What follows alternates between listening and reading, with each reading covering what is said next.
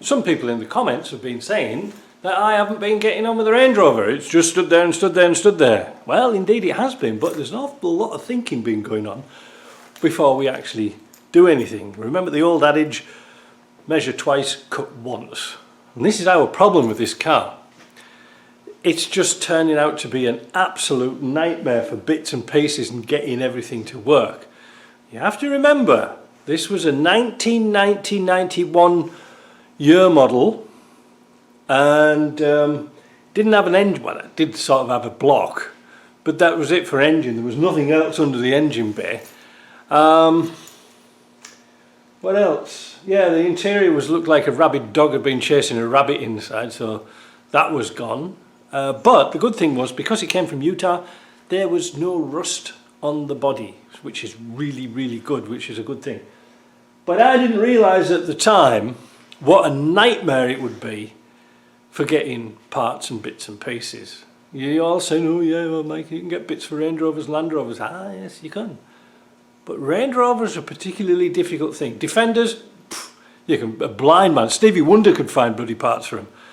But these, because they changed so many models, so many years, so many this, that and the other, everything was changing. So in order to get some seats, to get a better dash, because the customer didn't like that hard plastic classic dash, just looked awful, and of course most of the bits were broken and missing. So we bought a cheap 1995, put the dash into it from that, and that was an absolute nightmare of a job. I thought, and you know, when I had Ludi helping me, I thought it would be just a straight, take the old dash out and put a new one in, screw it into place, and all the brackets are there. It's completely different, and it's a good thing too that we had a donor car so we could take all the panel work and the pressings to weld it back onto this bulkhead to make it all work. So it's been a project, whereas I know it sounds stupid, but I've got to think about things. I've got to think so far ahead when I'm doing this. Now, I have got most of it sort of put back together. I've got all the front on, I've got the lights all working. We found some of these lights here.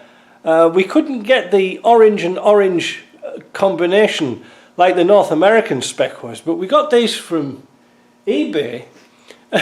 I think they came from Korea, but when I looked at them, all they'd done is they were like Lucas ones, but they'd ground off where it was Lucas at the back.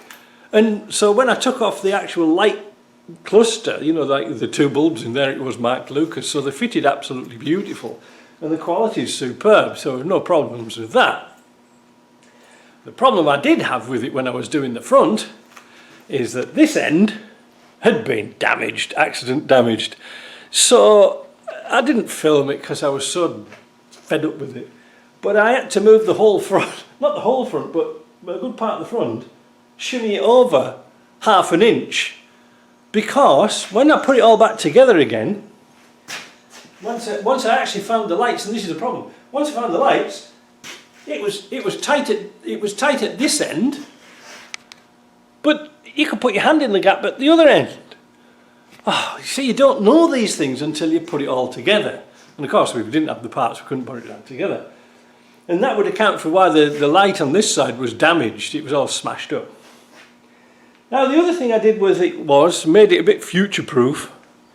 I put some captive nuts in this front panel, just like the old Range Rover Classic. So if we have to take this out, it's easy to get in and out. And good thing too, because once I got it all back together again, and again, this is a typical problem that you always have.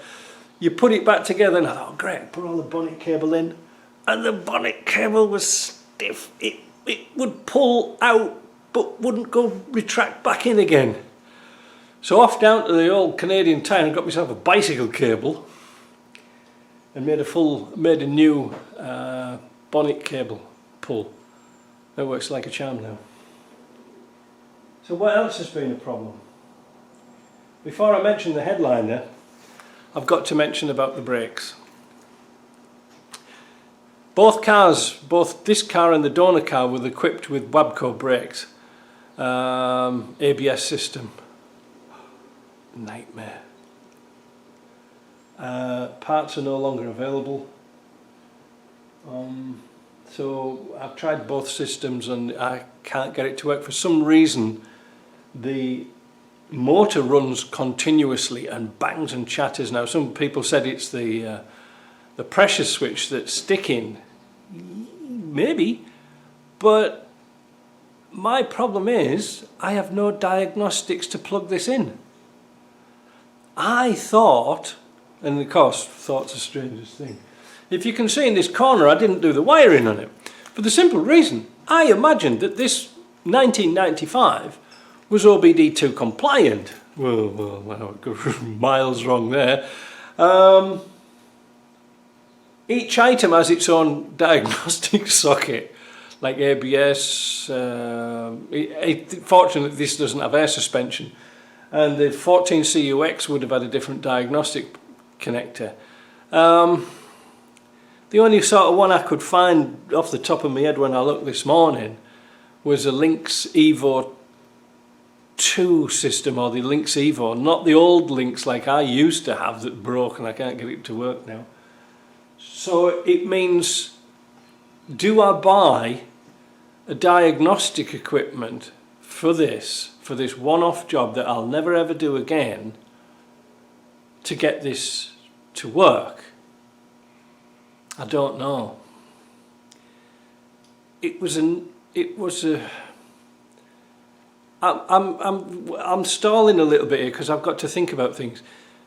On the Disco 2, the speedometer was working off the ABS. Okay, so that was pretty reliable. It was a different system, this bloody primitive thing here. But fortunately for us, on this system, it's still got the transducer in the back of the transfer case. So we don't have to worry about ABS controlling the speedo. That's good. The tachometer works off the engine. That's beautiful. That's no problem at all. So basically we've got all the dash working, but of course the ABS light's continuously on.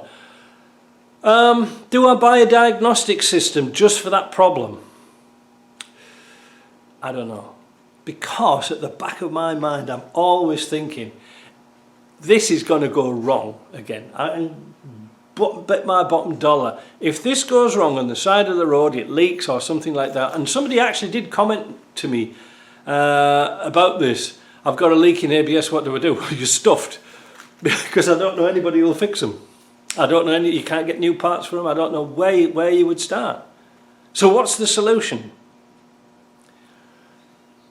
Why not put Disco 1 brakes on it? Like, not the brake calipers and axles and blah, blah, blah, blah, blah. But do away with that monstrosity of ABS and put a good old servo and a master cylinder. What the hell was wrong with that system? And I chatted to the customer about it, and I wasn't trying to convince her. I said, this is going to be a nightmare. She said, will I lose brakes? I said, I don't know. But I said, you've got a better chance if you put it back to a Disco 1 system. Vacuum, servo. Yes, you can, but the thing about that is you can, if it goes wrong, you can buy a servo still. You can buy a master cylinder. And in fact, you know, I've got my eye on a Disco 1 just around the corner, around there, that's up for spares, but she's haggling and wants too much money for it. So I'm sort of don't know. But the Disco 1 would be an ideal source of parts to finish this job off. Yeah, I've got everything in for the air conditioning. But like I say, for the Disco 1, there's a few bits of trims and bits and pieces around the gears. I'd like all the Disco 1 type gear console to go together, because the original one was missing. It was the old square box type. It looked horrible. The 95 Land Rover was half missing and beaten up. But the Disco 1 I just looked at, it's exactly the same, but it's got all the nice rubber cover on, the nice shift lever, everything's all there. So I might just try and snaffle that one. Depends if the price is right. I don't like paying a lot of money for parts cars, and there's something especially I can't hear the engine run. So that's what I'm up to. It really is a lot of thinking games on this. It's like it's like tennis in your head. You go, well, what if I do that? What if I do that? So I think that's what I'll do. I think I'll convert it, and it'll make it a nicer system. And that's probably why I couldn't find any OBD2 connectors on it. So we can just simply unplug the ABS.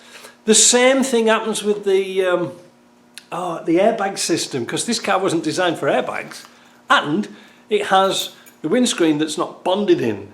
When you have a car with airbags, the windscreen is bonded in for the simple reason, if the passenger airbag goes off that's in the dash, either through an accident or full on, and you've got a rubber screen, the airbag's got the potential of popping the screen out and the passenger goes flying with it.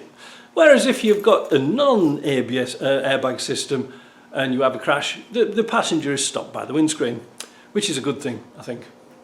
I chatted to customer about that as well. He said, I don't want that thing going off on the side of the road, and I said, me neither. So I think we're going to have to disable that.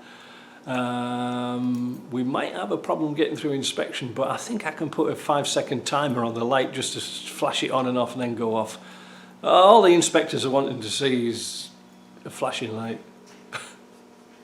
Roxanne. Anyway, what else have we got to do? The seats are done, but you see, this is a comedy of errors, because I can't put the seats in until we've done this. I know it's dragging on a bit, this video, but never mind, you'll like this. This is the headliner, and this was my biggest nightmare of all.